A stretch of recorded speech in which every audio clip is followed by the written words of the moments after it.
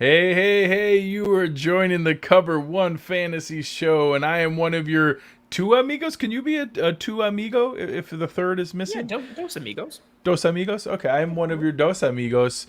Greg Tompsett, joined by Anthony Prohaska, our partner in crime. Richard Haynes is enjoying the Cleveland Browns game that's about to kick off here in a little bit.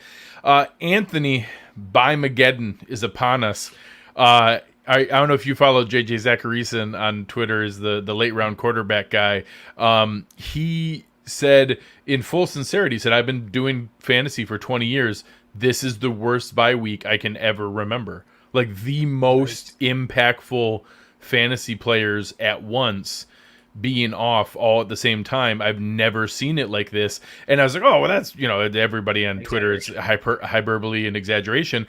And then you think about it and you're like, oh, well, it's the Bills. So now all of a sudden you're missing, Josh and Stephon Diggs and Dawson Knox and probably Cole Beasley and Emmanuel Sanders. Oh, it's the Cowboys. So now it's Dak and Zeke and Pollard and Cooper and Lamb and now Dalton Schultz, and some people were playing Jarwin. Oh, wow. And the Vikings. So now Dalvin Cook and Thielen and Justin Jefferson and the Chargers. So now you're also missing Mike Williams and Keenan Allen and Austin Eckler and Justin Herbert. And even the Steelers. And the Steelers, so you lose Najee Harris and Claypool, Deontay Johnson. Even the Jaguars, James Robinson's been helping people. Marvin Jones.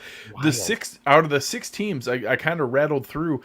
I counted 29 like contributing starters or like solid flex options or above.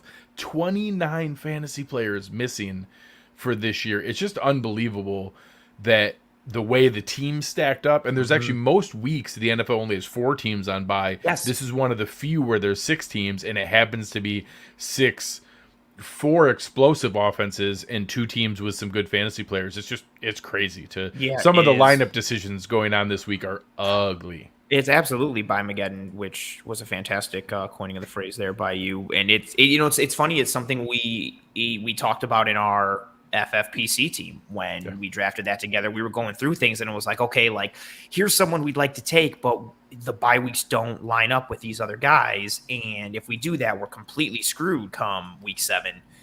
And I feel like a lot of people don't necessarily plan for that as much. And, I was telling you the story offline where I got a buddy in a league who has another player in that league who, between injuries and mainly by Mageddon stuff, he can't field a team this week. Like he can't field a full starting lineup. And so he tried to petition the league to amend the rules to add extra roster spots and things so he could we have players. A comment. Richard Haynes is writing in. Is having Jefferson, Mike Williams, and CeeDee Lamb on the same team this week good? Asking for, me. I feel like I know Richard Haynes. I'm not positive. He seems like he has a good sense of humor. Yeah, I don't think that's. Oh God! I don't think So that's good. I'll be honest. In the league where Rich flaunts the trophy over me, Rich has flaunted that trophy once or twice. What? No. In that league, I literally in the 10th round went up to the board and finished my pick, and then went, oh my God, I have 4 wide receivers that are all by week 7. And didn't notice until it's a 20-round draft, so I still had time to kind of figure it out a little bit. But I mean, I have Stephon Diggs, I have Deontay Johnson, I have Amari Cooper. It was Will Fuller was the 4th one. So like, it's not like I made bad picks. Like they're good players that you want. But all of a sudden I was like, oh no. And so the hard part was in that league, Stephon Diggs and Deontay Johnson are keepers. And my one friend who's having an awesome season, I was joking with him when I went up to the board and I was like, I was about to take Stafford, but he went. It's a super flex league, so quarterbacks go early. And it's like, all right, well, that's kind of the end of a tier for me, so I'm going to take a receiver. And I was like, I'm going to take Stafford's receiver. And it's like, I like Dallas's offense. I'll take a shot on Cooper. I meant Cooper Kupp, who obviously was having an awesome season. And if I had have looked at the bye weeks at all of Deontay Johnson and Stephon Diggs already both being week 7, I 100%, not that I knew Cooper Kupp was going to be better or was the better player. No, but the bye week play. Yeah. I just would have said, oh, well, I won't take a third receiver who's by week 7. I'll just take Cooper Kupp because that's a better fit, and would have stumbled into having Cooper Kupp in that league I care about a great deal. And I just have so many things that so much regret. That's oh man, that hurts so bad. I hate those I don't have it bye week related, but I hate those like regrettable moments. Like I hate our one of my main leagues had one of our buddies had like he glitched as we were drafting, so he had a couple auto picks that went through. And of course Rich has 0 quarterbacks in it's a 2-quarter. He has Herbert and Baker, so he didn't even mess up the bye week. Like that's not on Baker's him for that. It's just he ran into that, and that league people are hyper aggressive with picking up quarterbacks. Somebody already had Case Keenum, so he wasn't even out there to be bid on for FAAB. So yeah, that one. Man, Rich is in a world of hurt. Well, so in that league. Where I draft my backup plan now is I'm starting 3 rookie receivers. I have Rondale Moore, Elijah Moore, and Amon-Ra St. Brown. And then I have to choose for my flex Alan Lazard or Dante Pettis. It's so You're bad. having a week. You're having a week. You're having a week. It's so embarrassingly bad. It's not a good scene. No. Yeah. I feel terrible for you. I have Christian McCaffrey and Logan Thomas and some good people. Oh, that's good because they're both healthy. I have a really impressive IR grouping. It's pretty nice. Yeah, but those are the kind of situations that we're going to talk about here tonight. In that, some people who probably scrambled to fight for Dearness Johnson going into the Browns game tonight. Who are some of the other names that you can try to make a play for? With you and I and Rich, we talked about bids on Devonta Freeman, Dearness Johnson, some of the other pieces that are there. Rich is off to watch this amazing Case Keenum, Teddy Bridgewater quarterback matchup. Classic duel. Case and Bridge. And it's those kind of decisions that are going to be in front of us for this kind of week. Do you have any in your leagues? What are some nasty lineup decisions you have to force yourself to make here? I did decently well with some bye week things. I think our Dynasty League is the one that I'm probably feeling it the most, and it's a combo of a couple bye week guys, but a lot of it is injuries. Like that league is super deep with like 25-man rosters, and we start like 14 or 15 players, and I've got Logan Thomas on IR, and I had James White, and he's hurt, and Latavius Murray is hurt, and AJ Brown is banged up. I have Odell Beckham who's banged up. So I picked up Demarcus Robinson this week in that league, super deep, just in case to take a flyer. But in a lot of other leagues I've had more injury woes than I have straight bye week woes, and so I had a tough decision this week. Some of those combos make some of the leagues impossible right now. Yes, it's tough. And so my biggest quandary this week in my main league, or one of my main leagues, was I had Russell Wilson on that team. He goes down. I picked up Taylor Heineke, streamed him, but then I wanted to stream Matt Ryan this week. Okay. This is a rolling waivers league, so I was top of priority, and I was really debating. I was stuck between Dearness Johnson filling in for Najee Harris for me, because I didn't want to have to start James Conner. Okay. And I was thinking, but I was still hesitant enough, so it was either grab it using my waiver priority to get Matt Ryan, or using waiver priority to get to Dearness Johnson. I ended up going with Matt Ryan because I felt safer enough putting Connor in that lineup. That was my biggest hesitation. And I really, it's funny. I think you also maybe, I don't know if you tweeted it or said it. You said it something like how prophetic you've been in just picking up the running backs who suddenly, like you picked up Darrell Williams. It was in our text group. It was in our text group for the league. And so now fortunately for me, it's by far my biggest money league. I'm in the main event league for FFPC where there's some substantial prizes at play. Yeah. Out of the 3,600 teams overall, I'm in 41st overall right now, which lines up for a sizable payday if I were somehow able to maintain that. I am we've talked about it on the show. I like to be proactive. I'll even say 2 weeks ago, who was the running back I recommended people go get just in case after everyone was fighting for Damian Williams? I said, we don't know what happens if something happens to Clyde Edwards-Helaire. Why don't you guys go out there and pick up Darrell Williams? He's a guy that makes sense for me. You said it. I was there. I vouch for it. I was there.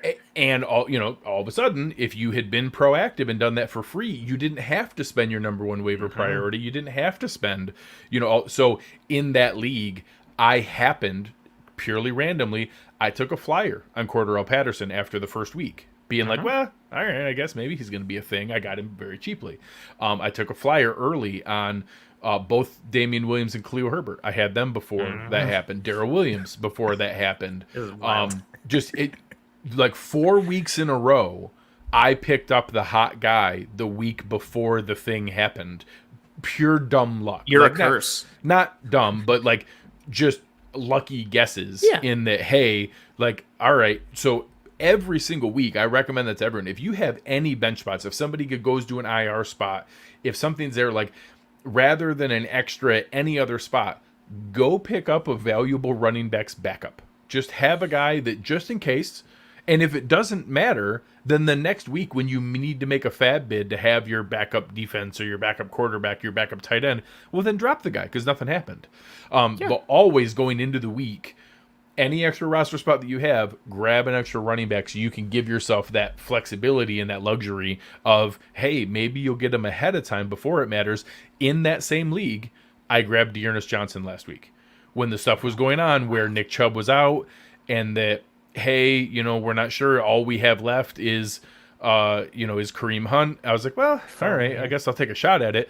So in that, like that was the fourth one in a row where I got Dearness Johnson for $1 on a $1,000 FAAB bid budget.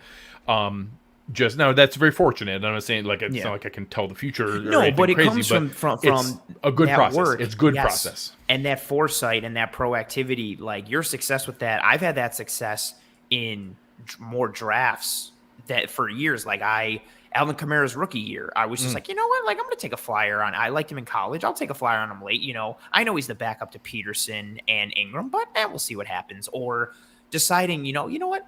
I like the way my roster is shaked, shooked out. Has shaken out. I think shaken out. There you go. Yeah. Shooketh. Grammar. Are you shooketh? Has shooketh out. I like how tis shooketh.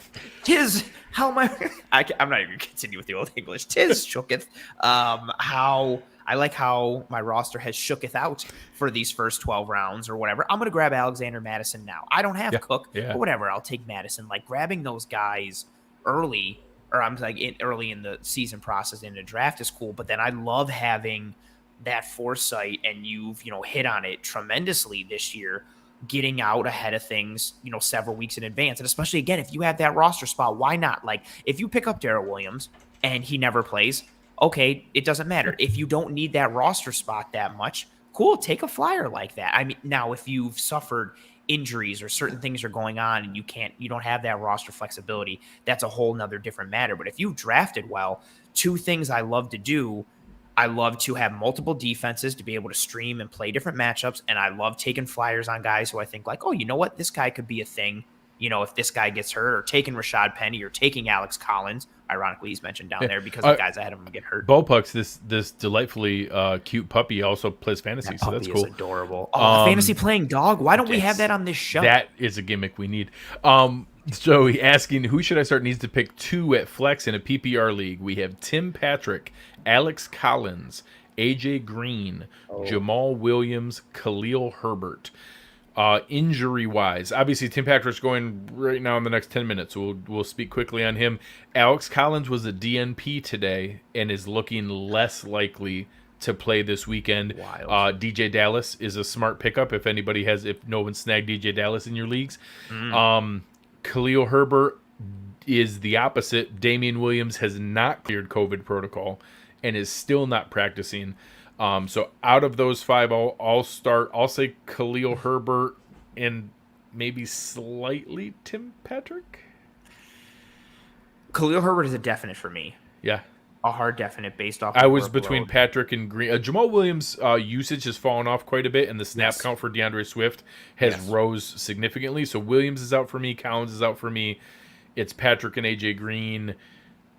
I think they're very similar. They're very similar. Patrick. Yeah, I think they're similar, and I think the odds of Patrick having a larger target share than AJ Green is enough for me to start Patrick. Like I know Khalil Herbert's against Tampa, but the amount of, again, it's all, for me, we've said it so many times, and so many of our guests have said it, the whole volume is king aspect, and Khalil Herbert's going to get the work. Also, don't underestimate the possibility of garbage time. If Tampa Bay does get up, and Herbert can catch out of the backfield, if they're starting to just get garbage points, that's also a possibility. But of everybody you've got there, I don't think anyone. Khalil Herbert's going to be your guy who gets probably the most target share, and highest floor for sure. Everyone. Yeah, highest floor for sure. That's why he's an automatic for me. And I actually like Tim Patrick. He's a guy who did well last year and succeeded. I think Cleveland is banged up. I think the Broncos can move the ball on them a little bit. And as an example, I mean, the Packers were beating the Bears pretty good last week. Fair. They still gave Khalil Herbert 19 carries and 3 more targets. So, obviously the Buccaneers' run defense is better than the Packers' run defense, but if he's the main guy there, he's also going to get maybe a couple more checkdowns if they pass more. So I don't think it's going to be, especially in PPR, I think that, maybe that he only gets 14 or 15 carries instead of 19 or 12 or 14, but maybe he gets 5 or 6 targets instead of 3. I think it'll offset, and I think that he's your easiest path to 60 yards and your most likely touchdown because he's a running back that will get the ball towards the goal line. And then your AJ Green is in the better offense with the better quarterback, but Tim Patrick's getting a much higher target share than him. So I think you're fine if you went AJ Green. I wouldn't blame you. Like if you just had a gut feeling on that one, I agree with Anthony. I would lean Khalil Herbert and Tim Patrick. Yeah, same. I have one from our man Deemer who does the tweeters. I'm gonna mark the one we got. We got one in. Can we get to this other one first because it's a little pressing for game. Mr. Eli Greenfield asked Landry or Brandon Cooks. I do like that Landry got activated for tonight. I think that's good for their offense. Denver's a tough defense. It's his first game back. And Cooks has been so steady, such a steady Eddie. Cooks is easy. I don't want to say leaning super heavily, but I immediately was thinking Cooks in my brain. That one's not. Cooks. Yeah, I agree. I don't even waffle that much. Last week, the Colts smoked the Texans. The Texans had nothing going on offense. Everything was a disaster. Brandon Cooks still got his 13 targets, 9 catches for 89 yards because he's the steadiest thing in their offense. And I think this game script could work for them where Arizona runs them out of the gym and then they're like, okay, well, we're up by 30. Let's just take the foot off the gas. And Brandon Cooks is like, all right, I'll take my 10 catches for 100 yards. I'm cool with that. Every single week. Single week. Brandon Cooks all day. He has one game under 10 fantasy points, and most of them have been in the 18 to 25 range. Like he is, and we speak from experience. We have him on our FFPC team. very happily starting him there. Yes. All right, back to the question we got here. Another one for tonight, although I did answer him already on the tweeters. So because it was for tonight, OBJ is active tonight. It's either him or Rashad Penny coming off of IR. Talking about some of the sketchy, crappy situations people are in here. I have to go with OBJ as a flyer, right? He snake bit 7 guys on by an injury. So like you said, kind of that combination. I told him now leave the roster spot empty and take the 0. Just take the L.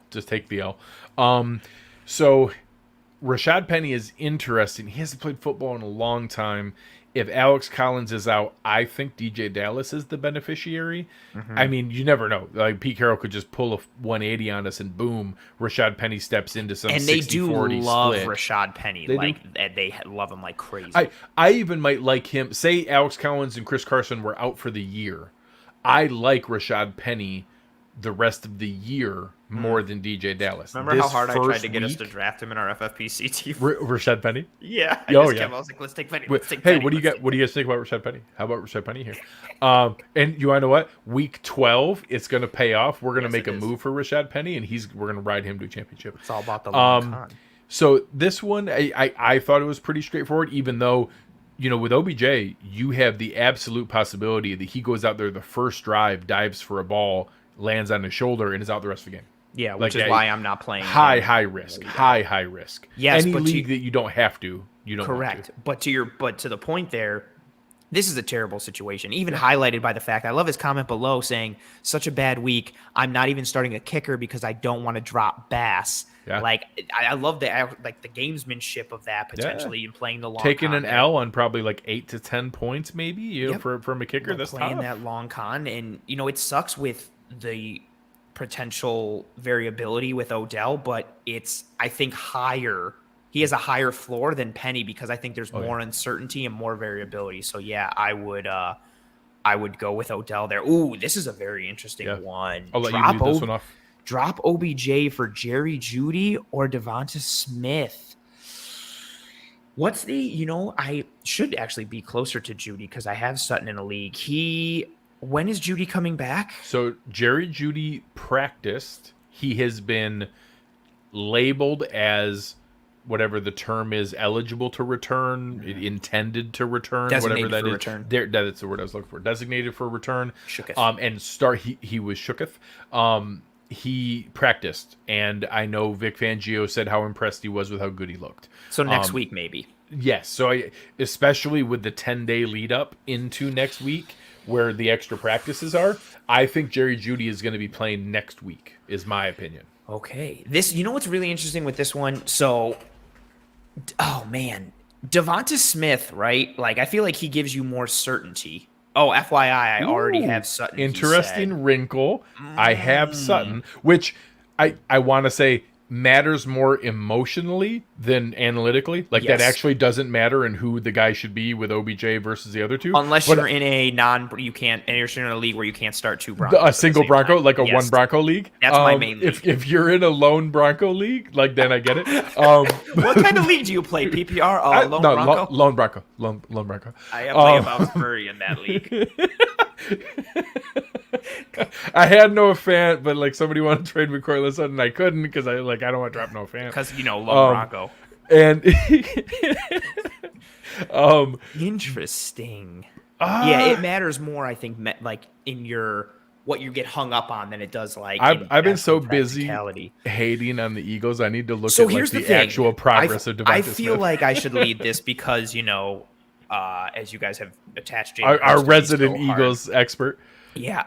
This offense, I don't understand what's going on in Philadelphia. I don't know why Jalen Hurts so far, knock on wood, has been everything I honestly thought he could be. My bold prediction for him was that he could be a top 7 QB. Outstanding fantasy asset and a horrendous quarterback. It's just like Hurts does things well, but he's very inconsistent. On one play, he'll throw the most beautiful dime you've ever seen, and then the next play, he dirts one, which was expected. He's still basically a rookie, but I thought Sirianni would insulate him more with more running attack. And especially after that week one, with all the screens, all the short dump-offs, like playing within his skill set. Yes, and the skill set of the guys around you, Devonta Smith and Jalen Reagor, guys who just put the ball in their hands and let them go be fast and athletic and do things. All of a sudden, this offense has turned into like a 90% everything on Jalen Hurts' shoulders. Let's throw deep nonstop. Quick, he might have literally 1 or 2 minutes to do this. Yes, Jerry Judy for OBJ. Yes, I'm going to say Judy as well, just because of the uncertainty all of a sudden with the Eagles' offense. I don't know. I'll even go back preseason. I had it Jerry Judy, probably OBJ, Devonta Smith, but maybe Devonta OBJ. But I had Jerry Judy definitively ahead of the two in that tier. All three of them have had question marks, injuries, weirdness. So I'll fall back to, hey, we haven't seen Judy, but I thought the most of him coming in, and now you have a chance to kind of get a restart. I get it's weird that you have Sutton, and it'll be weird if you have to kind of pick between the two. But I'd rather, in a vacuum, which this question is, it's not dropping Sutton, it's dropping OBJ. I would drop OBJ to take Jerry Judy, also, and I also probably would do it for Devonta Smith. That's fair. And also if we go on the injury point, Cortland Sutton has been banged up at times. So if anything happens to Sutton, you now have Judy, who in that Denver offense has shown how sustainable they can be for a wide receiver one. I like Judy a lot. And I was initially I would love to say Devonta Smith here just initially because I feel like it makes sense. It still seems like it makes sense, but I don't know. He's certainly been more available than the other two. Yes, and I don't get what's going on with the Eagles all of a sudden. Like, I don't know why another head coach refuses to give Miles Sanders the ball. I don't know why that happens. They continue for whatever reason, like their offensive line just can't stay healthy again for like the third year in a row. They just keep getting banged up. And then Sirianni has a brilliant game plan in week 1. Granted, it was against the Falcons.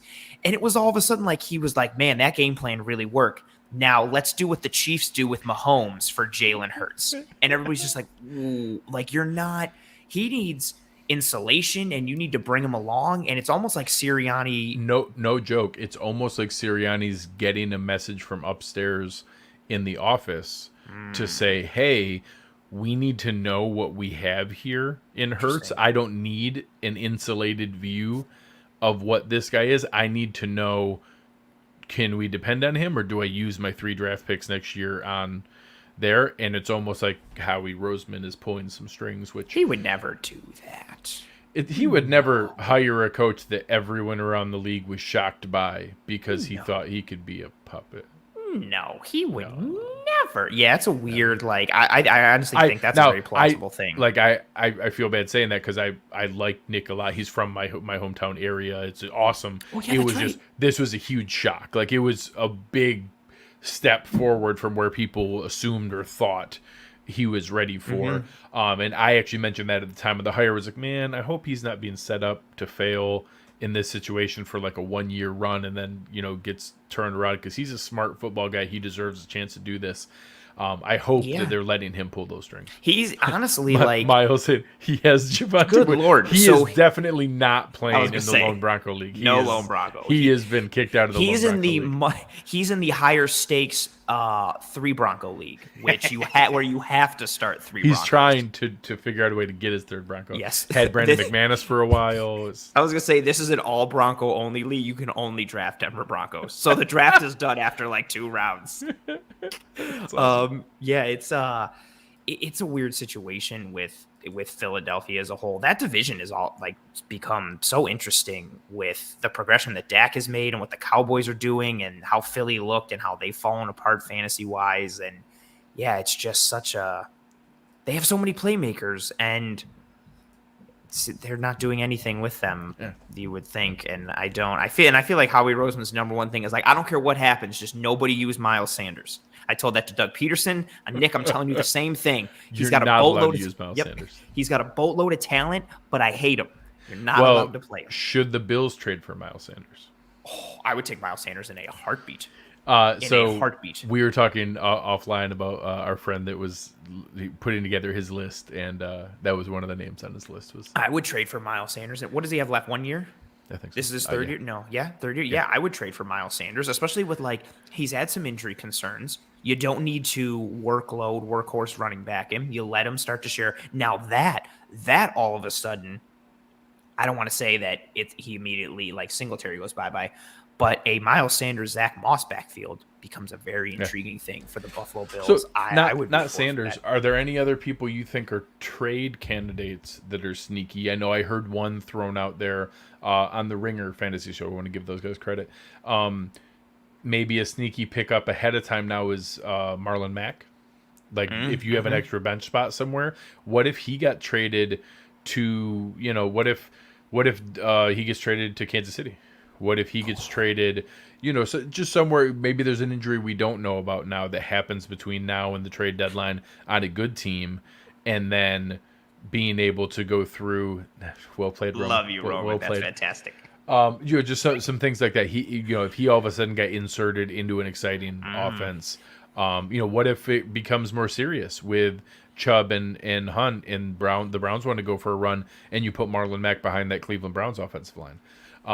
Just pieces like that you never know. That's one that's worth a flyer. And if not, you drop him. And it's no big. You get to the trade deadline, he's still the 3rd back in Indy. Yeah. No big deal. But you might be able to get ahead of a frantic waiver fight, a frantic FAAB bid fight, because you're proactive. It's funny that you mentioned running back. I've been intrigued in terms of trade deadline things for fantasy from the Houston Texans backfield. Okay.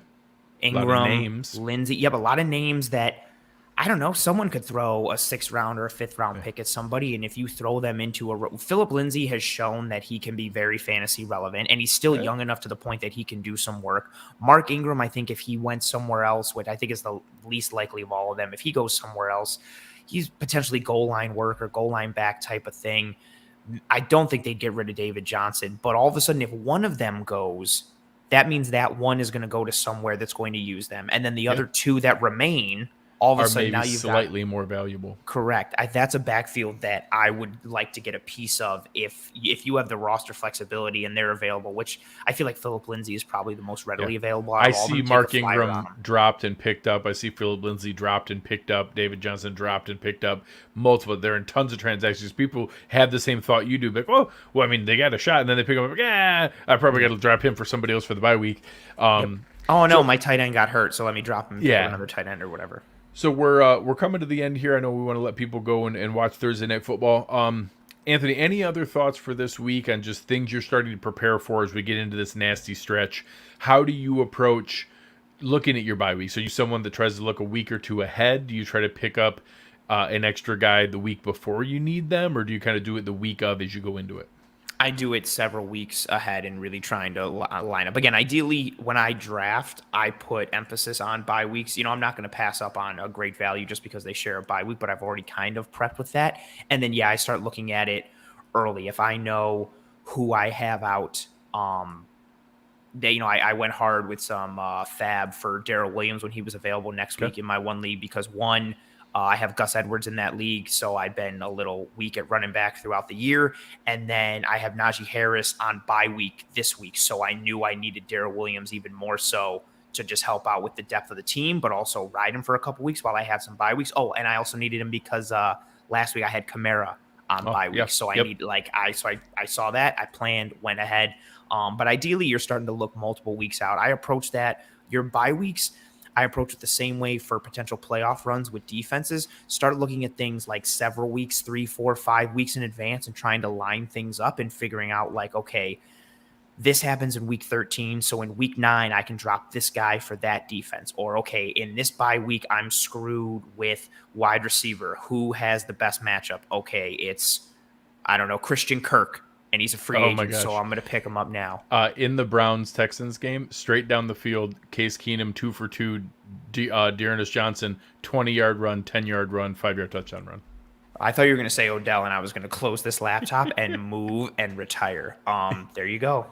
Man, it's funny how it could work. But see, that's a perfect highlight right there of like, if you need a win this week or you need somebody to get you through some things, like the importance of doing your prep work and trying to set yourself up in the rolling waivers and not just blowing waiver priority on anybody just to blow it, or saving your money and planning accordingly so you can go and spend, what was it, $534 for Dearness Johnson in our league. Like if you need them, you need them. And they can plug holes, but ideally you are making this prep work weeks in advance, like what Greg did, so he didn't have to burn a lot of FAAB on Darrell Williams and Khalil Herbert and all these guys. So I think with anything in fantasy, granted there's a lot of randomness and luck involved, but I think you get more out of it the more you put in. So the more preparation and work you do, the earlier. I don't think there's anything in fantasy that can be classified as like doing too much work or putting in or doing things too early. Prep work will set you up for success in the best way possible. Absolutely. And I echo that completely. Anything you can do to look ahead. So the one comment that was there, I totally understand that if you're literally in a spot where you have injuries, you're going to end up taking the zero at kicker. I planned ahead. I have Tyler Bass in a lot of leagues, and I planned ahead, and I picked up some kickers last week for the 1 week, so I already had them. I didn't have to waste trying to fight other people for him. I picked out the guy that I wanted. Had a fair amount of like Brandon McManus going tonight, Young Hoku coming back for Atlanta, stuff like that. Will Lutz is a sneaky one. I like to now, so another little sneaky strategy, look for the teams coming off of bye where you can pick up the kicker, because now you don't have to make that move again the rest of the year. Will Lutz and Young Hoku are two I really like to kick indoors. Now you're getting into weather time of year. Play for good enough offenses. In like, don't get me wrong, you want awesome kickers on the Chiefs and the Bills, but below that sometimes you kind of want a guy that's on an okay offense because you want him to stall in the red zone and get the field goal. So I like Young Hoku and Will Lutz returning for the Saints as two kickers to target down the stretch here. You also start to get scrappier and scrappier with your defenses. Now you're going to get tougher because you have injuries and all of a sudden, so you want to look for being able to, figure out who can fit in those different spots. So definitely a strategy there. And like I said, continue to find every opportunity to grab those backup running backs and those guys that are there that you're not sure about. And now, like you said, you brought up that Houston backfield. There are no ugly, options anymore. Anyone that has a chance to get snaps is worth being able to look at. And, some leagues are going to be deeper and more available than others because obviously it depends on how deep your league is and how crazy you got to reach for some of those pieces. But, some people are souring on Nyheim Hines or souring on Sony Michel or souring on Ronald Jones. Those names have not been exciting, but if Jonathan Taylor or Darrell Henderson or Leonard Fournette go out, those are going to be the hot guys next week on that waiver wire. Get those guys a week ahead of time. The same thing. Carlos Hyde isn't exciting, but if James Robinson goes out, Carlos Hyde's going to matter. Get those guys. If there is a handcuff running back that's there and you have a spot for it, snag those guys and be able to keep them in your available spots. I would rather have... So we talk about the value difference of wide receiver and running back. There are a lot of good playable wide receivers. There's also a lot of wide receivers that you keep on your roster in theory that you're never actually going to play. And they are worth keeping per se. But when you Joseph here chiming in, Ramondre Stevenson and Kenyon Drake starting for me in one league. That's the kind of spot you're in here. You got to give yourself those chances to go. And I'm trying to think of the kind of wide receiver that I'm talking about, where there are some guys where the name and the relative consistent but still somewhat lower level production makes you want to keep them and makes you want to hold them on your roster. And I'm going to say... honestly, Odell Beckham, AJ Green, T.Y. Hilton, Sammy Watkins, Devontae Adams, Jamison Crowder, Nelson Aguilar. Those are guys who have scored legitimate amounts of points. And that it's someone where, you tell yourself, like, oh man, I can't drop him. Or like, hey, I have Zach Pascal and I've been kind of happy with some of the things he's done. Or Van Jefferson had a nice week. Quez Watkins. Those are guys that you kind of tell yourself, like, hey, well, yeah, but what if something happens? What's going to happen where Quez Watkins is going to all of a sudden be a guy that you're like, oh, now besides the bye week stuff, like if you need them literally, but if you get past your starters bye weeks, you can go get that kind of guy. I would rather have those bench spots for me go on flyer upside handcuff running backs, where if something happens, which they do every single week in the NFL, have those guys ahead of time. Have those guys already. And that even if in a vacuum, yes, is right now Quez Watkins worth more than Sony Michel? Yes, of course he is. Is Quez Watkins worth more than Ronald Jones? Yes, of course he is. He's a better asset and a more valuable asset right now. But if Darrell Henderson or Leonard Fournette goes down, are you going to be glad that you had Quez Watkins, or are you going to try to now go spend 70% of what you have left in your FAAB to go bid on Ronald Jones because I guess he's the starting running back in Tampa Bay now? Yeah. Like, it's just that kind of proactivity, roster spot management, and how you allocate those resources starts to matter more here. And some of those lower level guys, matter of fact, do that with your own starters. Make sure you have the handcuff to your own guys. Good point. Over a nice rosterable guy, but either you're starting your starter, or if he gets hurt, you want the backup for him, versus that fringe guy who might matter a little bit. That, hey, yeah, Van Jefferson could matter, but probably not. Like that kind of thing. Lean into the guys that you have. Same thing with like one of the guys that you have to start. And I'm faced with the decision because I got to drop somebody to get a kicker. I've got Rondale Moore on the bench, and I'm like, I don't want to get rid of Rondale Moore. And then I'm like, I'm just attracted to what I liked in college and the name and the excitement and the rookiness that he's had this year. And some of it's been fun, but it's like he's, knock on wood, he's not really cracking my lineup regularly. Like, do I really need that, or would I rather take a flyer here on something that I can do long term? I considered dropping him when I made the move for Darrell Williams. I ended up dropping, I forget who. But yeah, don't get locked into, or even I think it also related to that, don't get attached to guys you drafted. Like if you drafted someone, you're like, yeah, but like I took him in like the 8th round. I think Odell is perfect for that. Yeah. I feel like a bunch of people probably took him in like the top 7 or 8, and it's like, yeah, but he's Odell, and like or Kenny Galladay. Oh, there you go. And like I took him in the 7th round. Like I can't just drop him and pick up like. Is Julio Jones getting close to that list? With the amount of injuries that he's had and the continued like playing, not playing in the game, not really in the game, back and forth, I think he's 1,000% getting close to that list. You're all of a sudden like in that scenario where you're like, yeah, but dude, he's Julio.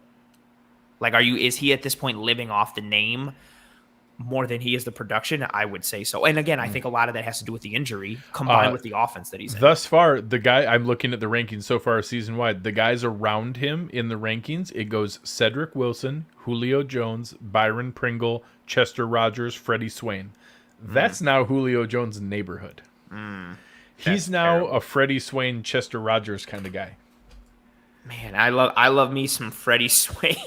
I mean, you just it comes to a point where the names don't matter anymore. Yes. And it comes to the point where production, opportunity, target share, health are the things that matter. Yes, and you are in the point now in the season where there isn't as much guesstimation. You have sample size, you have tendencies, you have systematic identities. You can reasonably surmise who teams are and who players are at this point.